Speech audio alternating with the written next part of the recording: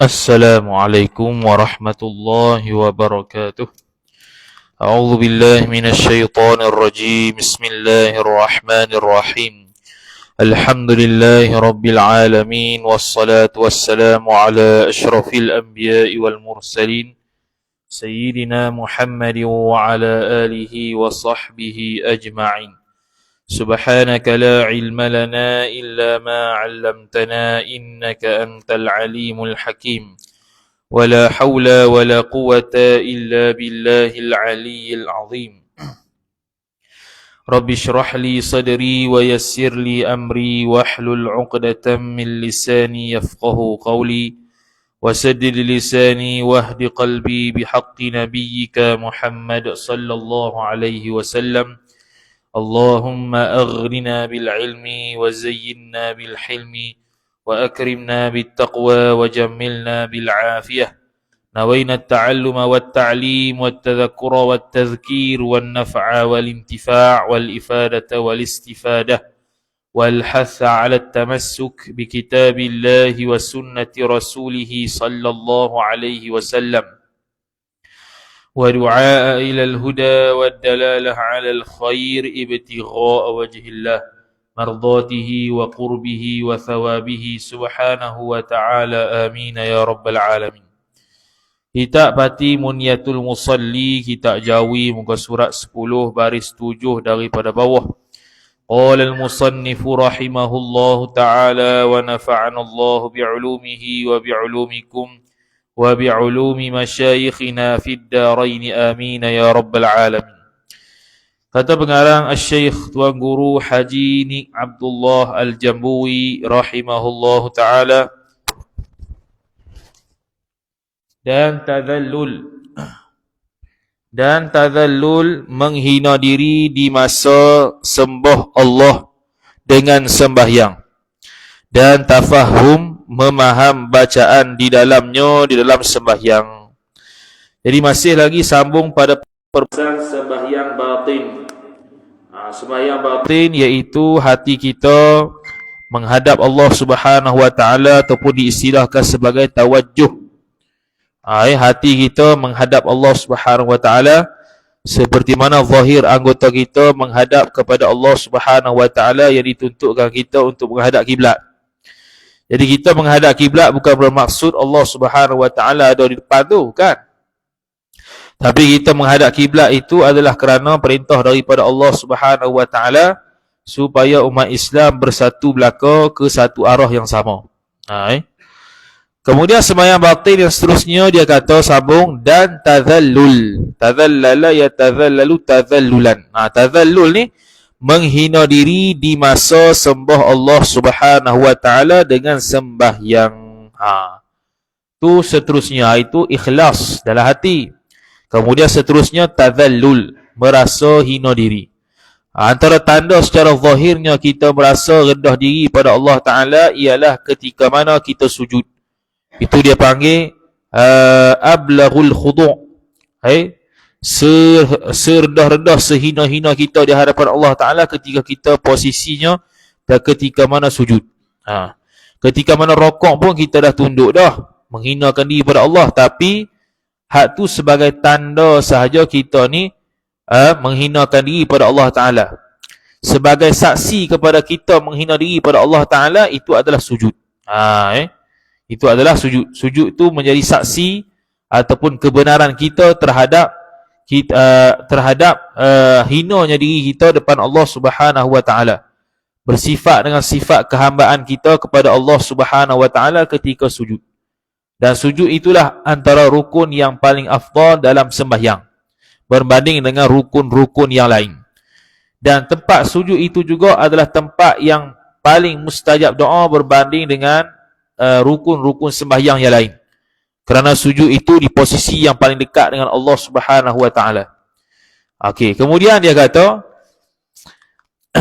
dan sebelum tu, dan tadallul juga boleh kita faham ketika mana kita isyaratkan dengan mata kita tunduk di bawah.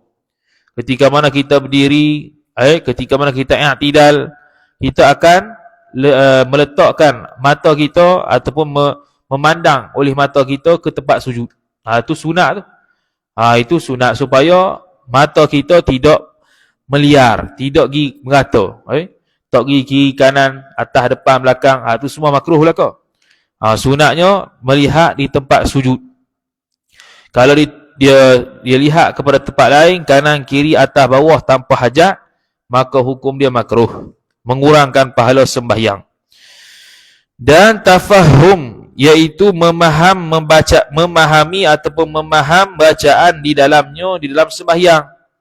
Bacaan dalam sembahyang terdiri daripada Al-Fatihah, bacaan surah, zikir-zikir. Maka dia faham perkara tersebut apa yang diucapkan, maka akan menimbulkan sembahyang batin yang lebih sempurna.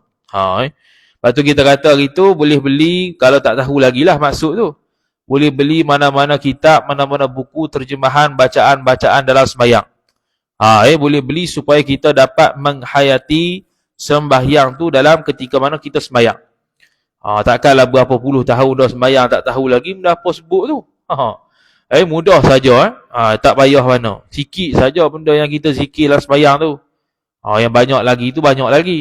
Tu yang qadar-qadar perlu kita tahu supaya lahir perasaan tafahum, memahami bacaan dalam sembahyang, khususnya Al-Fatihah yang merupakan rukun sembahyang. Dan tadabbur, perhati bacaan. Tadabbur pula, perhati bacaan. Tadabbur ni dia lebih kepada mendalamilah apa yang kita baca, bukan setakat terjemahan, bukan setakat faham, bahkan mendalami apa yang kita faham tu. Tu tadabbur. Kemudian dia kata, dan lainnya daripada pekerjaan sembahyang, bukan setakat tadabbur bacaan, bahkan setiap pergerakan, setiap perbuatan kita ada unsur-unsur yang kita boleh mentadabburkan diri. Contohnya ketika rokok dan sujud tu kita kata tadi, sujud itu sebagai saksi kehambaan kita pada Allah Ta'ala dengan kita letak kepala kita yang paling mulia ke tempat yang kita tempat pijak kaki. Tu kalau sujud. Kalau kita angkat tangan, kalau kita takbir Allahu Akbar, kita pun sunat letak tangan di bawah dada di atas pusat. Tu dalam madhab Syafi'i. Kenapa diletakkan sedemikian? Ada macam-macam hikmah kenapa kita letak sedemikian. Antaranya ialah kerana untuk menjaga iman. Iman tu berada di dalam hati. Dan hati itu zahirnya berada di belah kiri. Maka sesuatu, kata Syekh Imam Baijuri rahimahullahu ta'ala, kita tidak akan menjaga sesuatu melainkan kita dakap benda tu kalau kita nak jaga. Kita akan jaga sesuatu dalam keadaan sangat terjaga bila kita dakap dia. Maka ni seolah-olah macam dakap iman. Kita menjaga iman yang berada dalam hati daripada kucar kacir, daripada mensyirikkan Allah Ta'ala dan sebagainya. Itu tanda menjaga iman. Apabila kita angkat tangan pula, Sami Allahu Akbar, angkat tangan lagu ni menghadap berbetulan dengan bahu, maka tu antara hikmahnya ialah kerana kita menolakkan benda selain Allah di belakang dan kita sedang menghadap Allah Subhanahu Wa Ta'ala.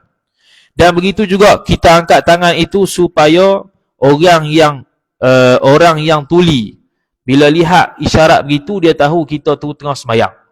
Bila kita baca jahar pula Allahu Akbar secara kuat, maka orang yang buta boleh faham kata kita sedang sembahyang. Tu hikmah-hikmah dalam setiap pergerakan kita dalam sembahyang. Ada hikmahnya yang boleh kita faham satu-satu. Paling tidak pun semua perbuatan kita yang kita buat dalam sembahyang ialah perbuatan yang telah dibuat di malaikat, pada malaikat ketika mana Nabi SAW mi'raj ke langit dan melihat malaikat-malaikat masing-masing ada posisi ibadat yang masing-masing. Ada yang sujud sampai kiamat, ada yang berdiri sampai kiamat, ada yang rokok sampai kiamat, ada yang duduk saja sampai kiamat, ada yang tasbih sampai kiamat dan sebagainya. Jadi Nabi SAW kenal cara mereka buat ibadat tu. Sehinggalah diperintahkan Allah Ta'ala naik ke atas arah tu, Sidratul Muntaha, dan mendapat syariat sembahyang. Syariat sembahyang saja yang dapat di atas langit, lain daripada tu macam biasa saja di atas dunia. Tu hikmah-hikmah dalam ketika mana pergerakan dalam sembahyang. Kemudian kata musannif rahimahullahu ta'ala, dan hati inilah tempat tilik Allah Subhanahu Wa Ta'ala. Allah Ta'ala tidak Tidak tilik pada zahir, tilik pada batin. Sebab itu kalau dari sudut fiqh sah semayang belum tentu Allah Ta'ala terima. Kadang-kadang sah semayang sebab sudah ada rukun, syarat sah semayang, tidak batal semayang. Tetapi dari sudut hatinya jauh di sana ada riak, ada sum'ah, ada takabur, maka tak dapat pahala. Nak tahu si riak, sum'ah, takabur, kita dah khatam dah penawar bagi hati tu. Kira boleh dah lah tahu. Dah khatam dah penawar bagi hati. Kemudian dia kata, dan tidak sempurnalah sembahyang yang difardu oleh Allah, melainkan dengan sempurna kerja dua sembahyang ini. Apa dua sembahyang tu? Iaitu sempurna sembahyang zahir dan sembahyang batin. Batin nisbah hati, zahir nisbah fiqh, yang kita akan bahas satu-satu. Rukun sembahyang, syarat sah sembahyang, perkara-perkara yang boleh membatalkan sembahyang, sunat-sunat hi'ah, sunat-sunat ab'ad. Hak tu zahir sembahyang. Hak tu pun kena ra'i, batin sembahyang pun kena ra'i juga, supaya lebih sempurna. Lebih apa dia? Lebih sempurna. Jadi kalau tasawuf tidak ada fiqh, masalah juga. Fiqh tidak ada tasawuf juga bermasalah. Adapun perkataan perkataan apa tu? Mungkir. Adapun perkataan nukir,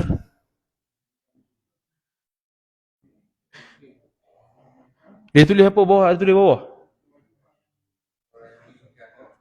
Oh gitu. Adapun perkataan nukir, iaitu orang yang mengingkari wajib sembahyang. Begitu?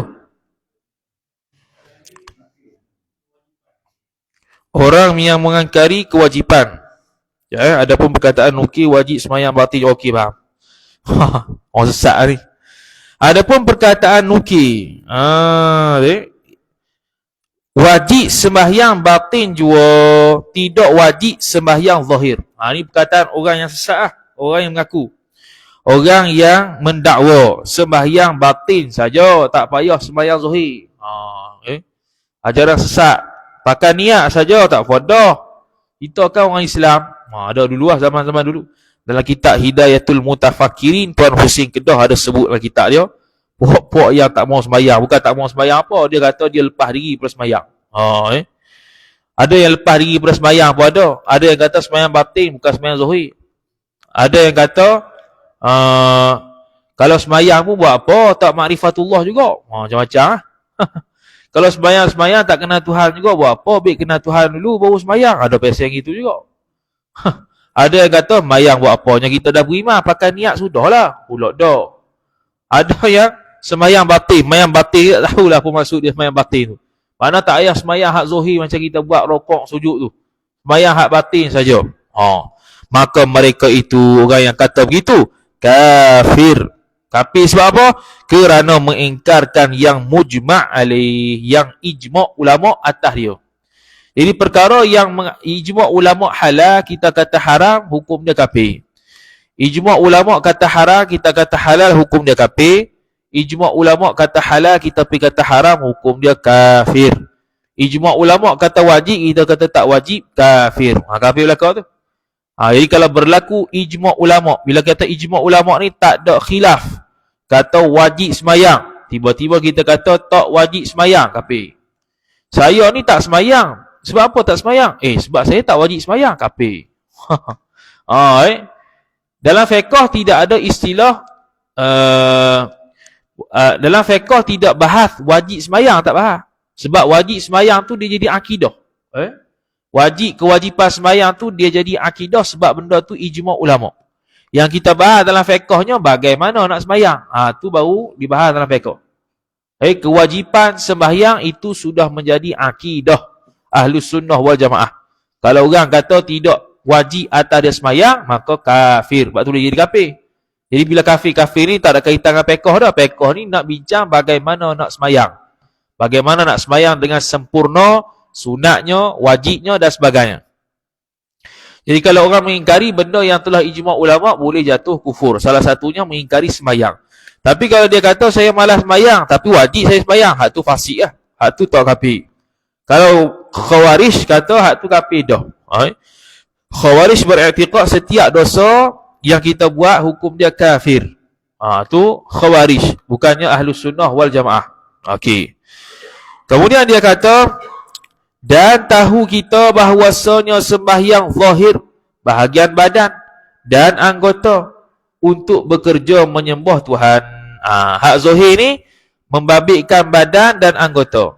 Syekh Nawawi Al-Bantani rahimahullah dalam kitab Bahjatul Wasail, dia sebut kata ibadat sembahyang ini membabitkan seluruh anggota badan, tidak membabitkan anggota tertentu saja, bukannya mulut saja, telinga saja, muka mata saja, bukan. Bahkan seluruh anggota terbabit dalam sembahyang. Kerana pergerakan sembahyang tidak akan sempurna melainkan semua badan akan terlibat juga. Bagi orang yang mampulah, contohnya dia mampu berdiri, maka seluruh tubuh dia akan memberi peranan ketika mana dia sedang melaksanakan sembahyang. Jadi hak zahir itu dari sudut zahir untuk bekerja menyembah Tuhan. Menyembah Tuhan ni kita istilah kepada sembahyang. Yang tu rujuk pada Allah Ta'ala. Sembahyang, yakni sembahyang maha mengetahui, sembahyang yang maha hidup. Yang tu makna Allah Ta'ala. Tu asal usul bahasa Melayu sembahyang tu. Jadi beza dengan sembah Tok Pekong tu. Sembah Tok Pekong tu, dia mengiktirafkan benda lain selain Allah itu Tuhan. Kita sembah Allah Ta'ala dalam keadaan tidak mengiktiraf selain Allah Ta'ala tu sebagai Tuhan. Kalau kita iktiraf, syiriklah, tak sah sembahyang. Syarat sah sembahyang yang besar sekali ialah akidahnya sah, baru sembahyangnya sah. Kalau akidah dia tidak sah, sembahyangnya tidak sah. Sebab itulah perlu belajar terlebih dahulu akidah. Dan kitab-kitab fiqh, kitab jawi kita banyak mulakan perbahasan akidah dulu sebelum fiqh. Dalam kitab Hidayatus Sibyan, Tuan Husin Kedah, dalam kitab Wishahul Afrah, Syekh Muhammad bin Ismail Al-Fatani, karangan Wishahul Afrah. Kemudian kitab macam-macam lah, kitab jawi, Matla'il Badrain. Tu mula dengan akidah dulu, baru dia mula fiqh. Baru lepas tu fiqh. Jaranglah jumpa mula-mula tu fiqh selalu. Jarang jumpa. Kecuali kitab besar-besar hak berkaitan fiqh sungguh, contoh Sabilal, Bughiyatul Tullaq, kitab kita ni, dia special sikit lah. Dia bahas terus fiqh. Dia tak ada disebutkan akidah. Kemudian dia kata, dan sembahyang batin bahagian hati untuk bekerja menyembah Tuhan juga. Bezanya ialah anggota ni hadap zahir, yang hati itu hadap melalui batin. Nisbah kita ikhlas, tazallul, tafahum, merendahkan diri pada Allah Ta'ala, memahami segala apa yang dibaca, mentadaburi segala pekerjaan yang kita buat dalam sembahyang. Itu dari sudut zahir, dari sudut batin. Dari sudut zahir, kita angkat tangan untuk takbir, kita tunduk untuk rokok, kita sujud untuk kita sujud, kita duduk untuk duduk antara dua sujud, tasyahud akhir dan sebagainya. Habis. Kemudian subtopik seterusnya, tak ada khusyuk tawaduk mewajibkan siksa. Ni tak masuk lagi bahas bab mayang ni. Dah tujuh majlis dah. Tak ada khusyuk tawaduk mewajibkan siksa. Seolah-olah subtopik kita ni memberi faham pada zahirnya seolah-olah khusyuk tu wajib. Sehingga kan kalau tidak ada khusyuk, tidak sah sembahyang, dan bila tidak sah sembahyang dia tak ulang sembahyang, kena masuk neraka. Tu contoh zahir lah. Kemudian kata Imam Ghazali rahimahullahu ta'ala. Imam Al-Ghazali rahimahullahu ta'ala salah seorang ulama yang amat banyak dirujuk oleh ulama-ulama alam Melayu kita, khususnya dalam bab tasawuf. Tapi kenapa di sini dalam bab fiqh dia ada juga? Imam Ghazali alim fiqh dulu sebelum tasawuf. Perjalanan kehidupan pengajian dia dulu, dia alim fiqh dulu sebelum tasawuf. Akhir hidup dia barulah dia beruzlah untuk dia karang kitab-kitab berkenaan tasawuf. Awal-awal tu dia akidah, lepas tu fiqh. Sebelum lahirnya Ihya Ulumuddin tu. Kitab fiqh dia ada 4. Pertamanya ialah kitab Al-Basit. Al-Basit ni maksudnya kitab fiqh yang diringkaskan daripada kitab Imam Al-Haramain. Guru dia namanya Nihayatul Matlab fi Dirayatil Madhab. Lebih kurang kalau kecetak sekarang ni 25 jilid lah kitab guru tu. Guru dia tu Imamul Haramain, 25 jilid, 30 jilid. Kitab fiqh mazhab Syafi'i, panjang lebar. Kemudian diringkaskan jadi Al-Basit. Al-Basit tu dia ada lebih kurang 13 jilid, 15 jilid.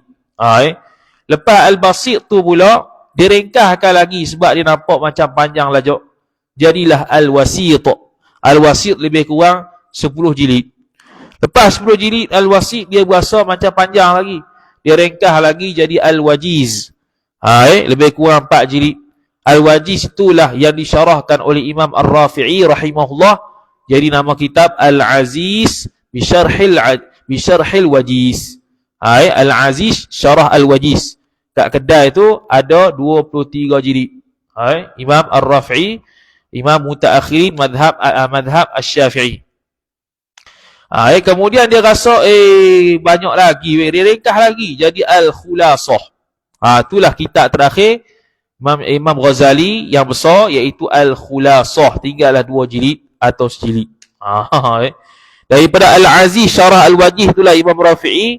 Kemudian diringkaskan oleh Imam Nawawi jadi Rawdatul Talibin wa Umdatul Muftin. Lepas tu diringkaskan pula oleh Imam Ibn Muqri jadi Rawdul Talib. Kemudian disyarahkan oleh Syekhul Islam Zakaria Al-Ansari Asnal Matalib Syarah Rawdul Talib. Kemudian kitab Imam Rafi'i namanya Al-Muharrar, diringkaskan jadi Minhajul Talibin oleh Imam Nawawi. Minhajul Talibin disyarah oleh pelbagai ulama, bahkan disebut sampai 300 syarahan terhadap Minhajul Talibin wa Umdatul Muftin. Tu kitab-kitab yang perlu dilalui sebelum sampai Al-Um. Ni sekarang semua nak Al-Um belaka. Al-Um Imam Syafi'i. Sebelum nak sampai Al-Um, dia kena pergi semua habis belaka tu. Kitab tu tebal-tebal, 8, 10 jilid, 11 jilid, 13 jilid, 15 jilid, 20 jilid sebelum sampai Al-Um.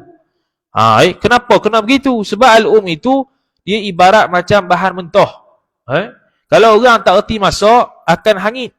Orang tak reti masak, dia jadi mentah, makan tak sedap. Jadi siapa yang nak kena masak? Ulama lah. Hak yang faham kalam Imam Syafi'i, anak murid dia. Namanya Mukhtasar Al-Muzani. Ada Imam Muzani buat Mukhtasar Al-Muzani. Ada murid dia Imam Buaiti. Ada murid dia Imam Rabi'. Semua tu buat ringkasan pada Al-Um belaka. Kemudian dihimpun belaka oleh Imam Haramain, jadilah Nihayatul Matlab fi Dirayatul Madhab, 30 jilid tu. Jadi Mukhtasar Muzani pula ada pula orang yang syarah, iaitu Imam Al-Hawil Imam apa tak ingat dah. Nama kitab dia Al-Hawil Kabir. Al-Hawil Kabir syarah kepada Mukhtasar kepada kalam Al-Um Imam Syafi'i. Punya banyak kitab mazhab Syafi'i. Sebelum nak pergi kepada Al-Um, sampailah habis halus ni kitab Jawi. Kitab Jawi ni dia perah balik dia. Daripada apa kita Arab Mu'tamad, jadilah kitab Jawi untuk kita makan saja. Tiba-tiba kita nak pergi korek pula dalil-dalil. Habis kita ni. Kita nak korek dalil-dalil tu buat apa? Ada setengah ulama menyebutkan bahawasanya orang yang bertanya dalil bagi orang yang awam. Orang awam bertanya dalil terhadap satu hukum tu, hukum dia haram kerana dia tu tidak ada keahlian untuk tanya dalil. Ada sebagian kitab sebut itu. Kitab tersebut dikarang oleh seorang kiai di Indonesia. Tak ingat nama dia, kitab tu baru lagi lah. Dia sebut satu topik yang cukup jelas. Hukum orang awam tanya dalil. Sebab dia tanya dalil buat apa? Tak ada keahlian untuk tak faham dalil, nak tarjih apa? Imam Syafi'i dah tarjih dah. Ulama-ulama mazhab Syafi'i semua dah faham belaka dah macam mana pendalilan Imam Syafi'i. Kita nak pergi korek semula lagi, kelang dia. Kita dah ada jual kat kedai dah roti, kita nak pergi juga kedai kat kelang dia. Yang kita ni tidak berkeahlian untuk buat roti. Tu. Tak pelik aku tu. Pelik lah. Habis. Kemudian kata musannif rahimahullahu ta'ala.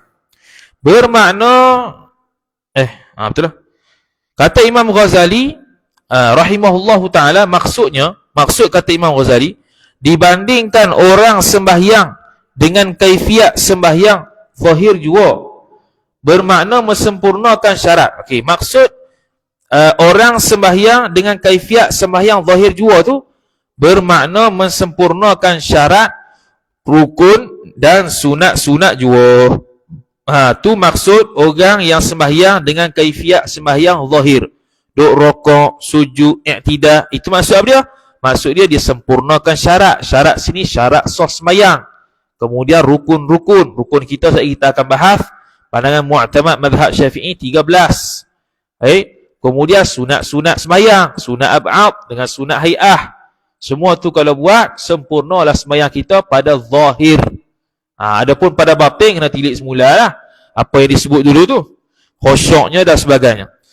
Dan lalai daripada sembahyang batin, bermakna tak ada khusyuk. Tu maksud dia.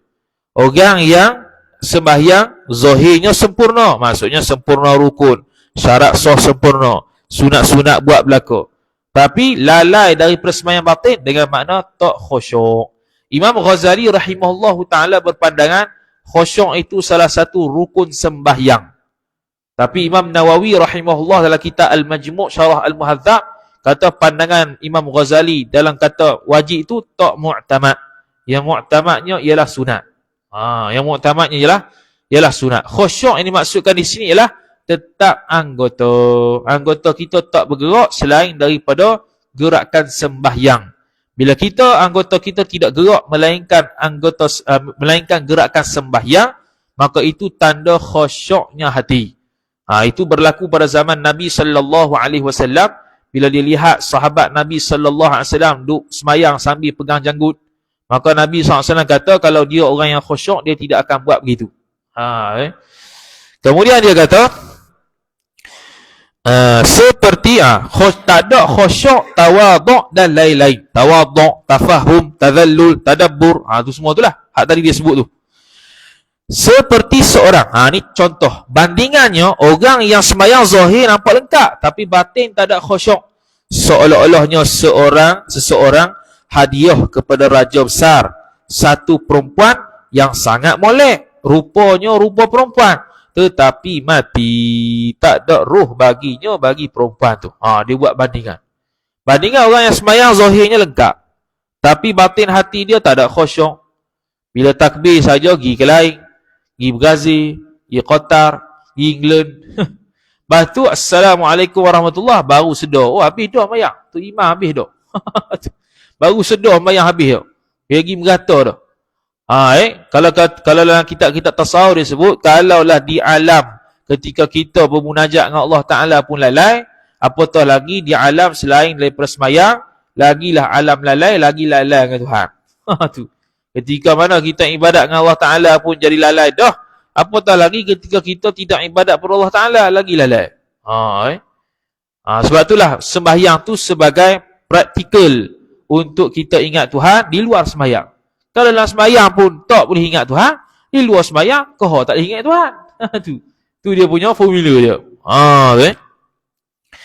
Kemudian dia kata, kalau dia tu tak sembahyang, dia sembahyang zahirnya ada, cuma batin ni tidak khusyuk.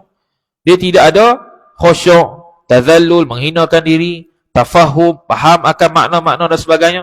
Dia ibarat menghadiahkan seorang raja, perempuan yang cantik, ataupun hamba yang cantik tapi mati. Tak ada faedah. Tak ada faedah. Tapi nisbah pahala pula, selagi mana tidak ada sifat-sifat mazmumah, sum'ah, riak, sombong dan sebagainya, masih lagi dapat pahala, cuma kurang. Tu ya. Jadi nak menampung hak yang kita kurang ni adalah dengan sembahyang berjemaah. Tu kita dapat menampung kekurangan dalam sembahyang. Cuma kena fahamlah pula, sembahyang berjemaah tu ada rukun-rukun tambahannya yang akan dibahaskan nanti. Yang mana kalau makmum tak buat, boleh jadi batal sembahyang tanpa disedar. Ataupun kalau dia tidak buat, dia tidak dapat fadilat 27 darjat. Dia hanya dapat sah sembahyang berjemaah, tapi 27 darjat, fadilat 27 darjat tu tak dapat. Ada juga hak jenis gitu. Kemudian dia kata, dan dibandingkan orang tidak sempurna sembahyang zahir. Bermakna tidak sempurna dan tidak elok rukun dan sunat-sunat. Hari nak banding yang nombor 2 pula. Kalau kita kata, sembahyang zahir dia tak sempurna. Apa maksud tak sempurna? Ada cacat pada rukun, ada cacat pada sunat. Contoh sunat-sunat dia tak buat. Ataupun dia buat pun kadar yang tidak afdal. Rukun pun dia buat juga, cumanya kadarnya tidak sempurna. Contoh rokok. Rokok ni dia ada sekurang-kurang rokok, dia ada rokok yang sempurna. Kalau sekurang-kurang rokok, sekira-kira kita tunduk tu, kalau kita hulur tangan sampai. Hak tu sekurang-kurang rokok lah, dia akan jadi gini. Kalau rokok yang paling sempurna, dia akan jadi gini. 90 darjah. Sekira-kira kalau letak belakang kita papan tu tak akan jatuh. Tu rokok yang sempurna. Kata Imam Bajuri rahimahullah dalam Hasyiah Al-Bajuri ala Fathil Qarib, siapa-siapa yang mampu untuk dia rokok secara sempurna, tapi dia rokok sekurang-kurang rokok saja, hukum dia makruh. Hukum dia adalah makruh. Jadi makruh dia mengurangkan pahala sembahyang. Jadi tu jadi cacat lah sikit rokok dia. Seperti seorang seperti kalau zahir cacat dah, umpamanya seperti seorang hadiah kepada raja besar, satu perempuan tetapi tak ada kepala, kaki, tangan dan dua mata telinganya. Sebab apa bila zahir kata rukun tak elok ni mana cacat, batal, kira seolah-olah tak ada semayang . Bila tak ada semayang, ibarat kita hadiah kepada raja perempuan yang tak ada kepala, tak ada tangan, tak ada kaki, tak ada mata, tak ada belakang, ada badannya. Hak tu kohor teruk lah tu. Tadi tu padan lagi ada perempuan yang elok, comel dah lawa, cuma tak hidup. Tak sempurna situ dari sudut tu. Banding hak ni lagi teruk. Sebab zahir fiqh pun tak sempurna dah, apatah lagi nak dapat khusyuk dan sebagainya. Maka apalah balasan raja kepada dua orang itu? Itu dia suruh mikir. Apa kalau kita hadiah gitu kepada raja hak besar atau sultan dan sebagainya, agak-agak dia balas apa kita? Dia maki kita ke? Dia berasa terima kasih pada kita ke? Atau macam mana? Dia suruh mikir tu. Tentu dibalas akan siksa dengan serta merta. Confirm lah raja tu akan beri hukuman pada kita. Itu pada raja, pada sultan. Ni pada Allah Ta'ala lagu mana? Kalau Allah Ta'ala Malikul Muluk, Allah Ta'ala Maha Raja daripada segala raja-raja. Allah Ta'ala itu pemilik alam daripada segala orang yang memiliki daerah dan negerinya sendiri. Allah Ta'ala lebih banyak memiliki benda lain selain daripada apa yang mereka miliki. Jadi depan Allah Ta'ala kita buat lebih kurang, lagi kau teruk dengan Tuhan. Sebab tu dia kata sini, dia ni akan dikenakan siksa pada Allah Subhanahu Wa Ta'ala kerana sembahyangnya boleh menyebabkan tidak sah. Cara duduk lagu mana, ketika sujud kaki letak mana. Kaki tu kena tekan ke lantai, dia tak tekan lantai, tak sah sujud. Bila tak sah sujud, dia pergi bangun dah dengan sengaja untuk duduk antara dua sujud, tak sah mayang, tak sah mayang. Dia bagi salam, tak ada orang. Lepas salam tu, tiba-tiba bunyi tintong. Apa tintong tu? Tak sah. Dia pun semayang balik. Tak ada itu. Pandai-pandai lah. Dengan ada ilmu sendiri, tahu kata tak sah. Tak sah, ulang semula. Dulu aku tak sah 20 tahun lepas. Aku semayang macam salah. Dia pun qada balik. Wujud ada kesedaran. Lepas 20 tahun. Tak apa. Dia bertaubat dengan Allah Ta'ala, dia pun qada semayang. Sebab semayang tu yang dia buat tidak sah. Hak ni semayang yang dulu-dulu kita belajar ni. Kita belajar sekarang ni bab semayang untuk tahu dan untuk kira balik. Semayang kita buat dulu-dulu tu sah ke tidak? Betul ke tidak? Kalau tak betul, sekarang ni masih hidup, maka kena qada lah. Itu saja. Kalau dah betul, alhamdulillah, teruskan hak betul dan lebih sempurna dan perbanyakkan hak sunat lagi. Kalau kita lupa, kita buat ambil hak zan. Qadar zan ataupun qadar zan. Betul lah, qadar zan. Sebanyak mana yang kita rasa tak sempurna sembahyang, sebanyak itulah kita buat. Kalau kita contoh, aku rasa macam 10 kali sembahyang tu tak betul. Tapi tak pasti. Ambil lebih sikit, 15. Ambil 15. Selesai masalah. Qadar dhan yang lebih kuat lagi. Kalau 10, rasa-rasa 10, ambil lebih sikit, 15 kot. Rasa-rasa 20, ambil lebih sikit, 25. Atau 30 dan sebagainya. Tu nak memperbaiki sembahyang. Sembahyang kalau tak terima, ibadat lain kau tak terima.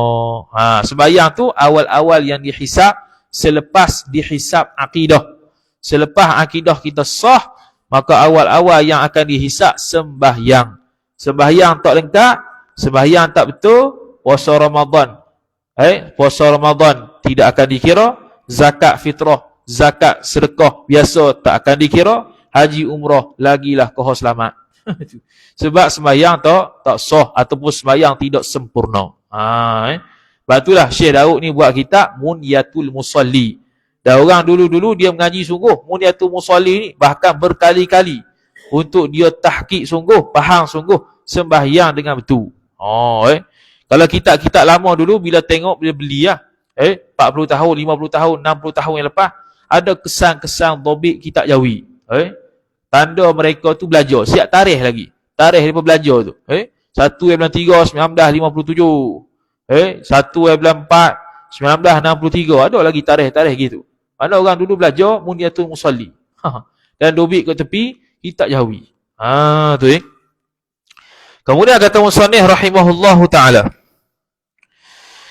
Maka lebih lagi orang yang menghadiahkan sembahyang seorang kepada Tuhan, raja sekalian raja. Kalau raja pun kita hadiah gitu, raja akan murka, akan beri seksa, akan memberikan azab ataupun benda yang setimpa ke atas kita, apatah lagi kalau kita berikan perkara tersebut kepada Allah Subhanahu wa ta'ala, raja bagi sekalian raja. Lagilah mudah untuk mendapat siksa Allah kalau Allah Ta'ala tidak ampun, kalau Allah Ta'ala tidak ada sifat rahmah ketika itu pada kita, bahkan ada sifat keadilan Allah semata-mata, kita akan dimasukkan ke dalam neraka Allah Subhanahu wa ta'ala kalau tidak sempurna. Wal'iyadzubillah. Kemudian dia kata, dengan tidak sempurna sembahyang zahir ataupun sempurna sembahyang zahir, tetapi sembahyang batinnya, batin seorang tidak sempurna. Dia sembahyang zahir rukun ada, syarat sah ada, sunat-sunat buat belaka, tapi ada pula riya. Ada pula riya, ada pula sum'ah, ada pula takabur dengan orang. Aku ni sembahyang banyak dah ni. Mu ni sembahyang lekeh apa 2, aku 12. Dia buat untuk takabur dengan orang pula. Maka lebih lagi lah Tuhan membalas di atas mereka itu yang sembahyang tidak sempurna zahir ataupun zahir sempurna tapi batinnya tak sempurna. Maka takutlah mu kemudian daripada matimu. Ittaqullaha mastata'tum. Bertakwalah kamu pada Allah Ta'ala, takutlah kamu pada Allah Ta'ala qadar kemampuan. Jadi sekarang ni suruh takut kepada Allah Ta'ala selepas daripada mati, adakah kita ni cukup sembahyang ataupun tidak. Takwa hak ni, takut sini, takwa yang nombor 2 lah. Imtithalul awamir wajtinabun nawahi, iaitu meninggalkan segala larangan dan mematuhi segala perintah Allah Subhanahu wa ta'ala. Bukan lagi takwa hak nombor pertama, iaitu takut syirik. Ni bukan dah. Takut syirik tu dalam bab akidah tu dah selesai.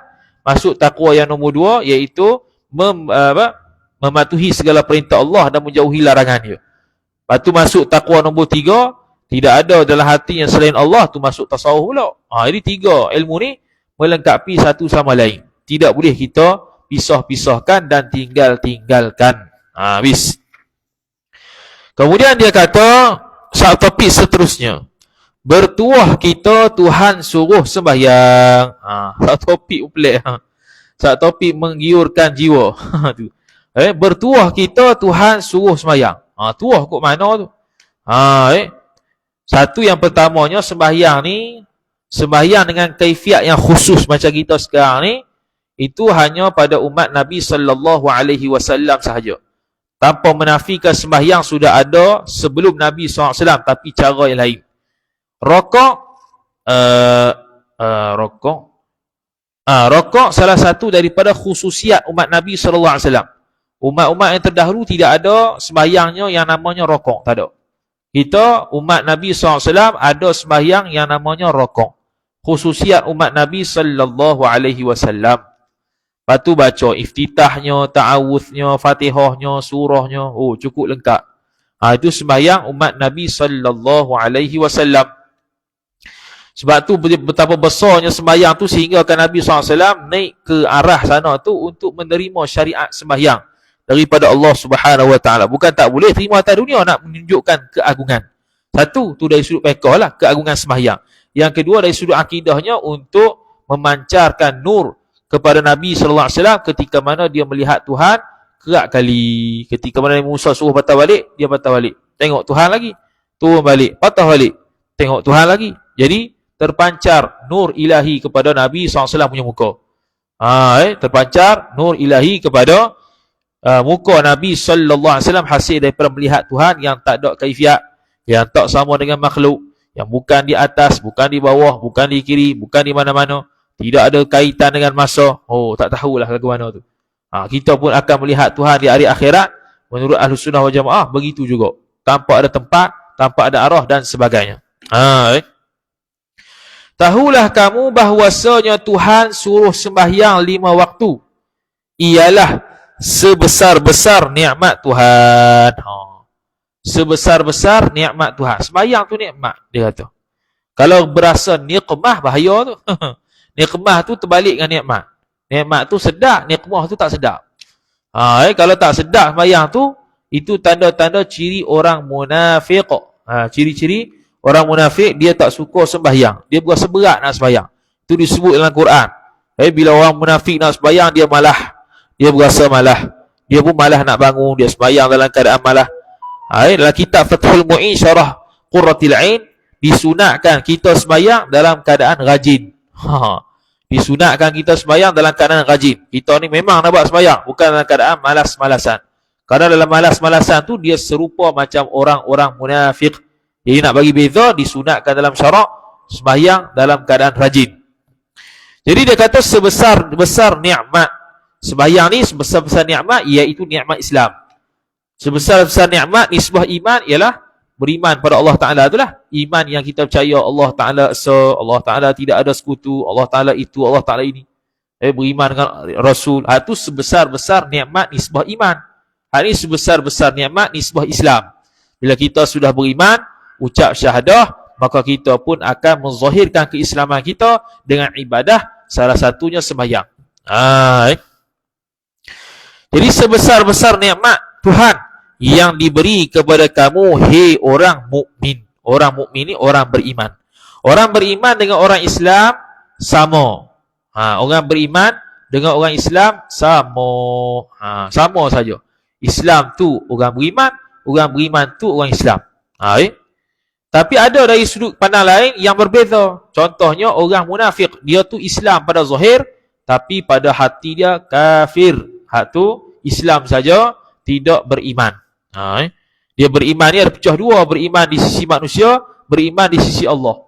Kalau kita ni ucap syahadah dan kita memang beriman sungguh dengan Allah Ta'ala, dia panggil beriman di sisi Allah, beriman di sisi manusia.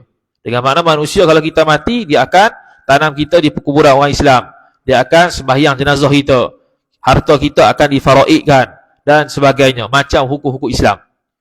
Tapi kalau kita zahirnya Islam, dalam hati ingkar Allah Ta'ala, kufur terhadap Allah Ta'ala, maka dia panggil beriman.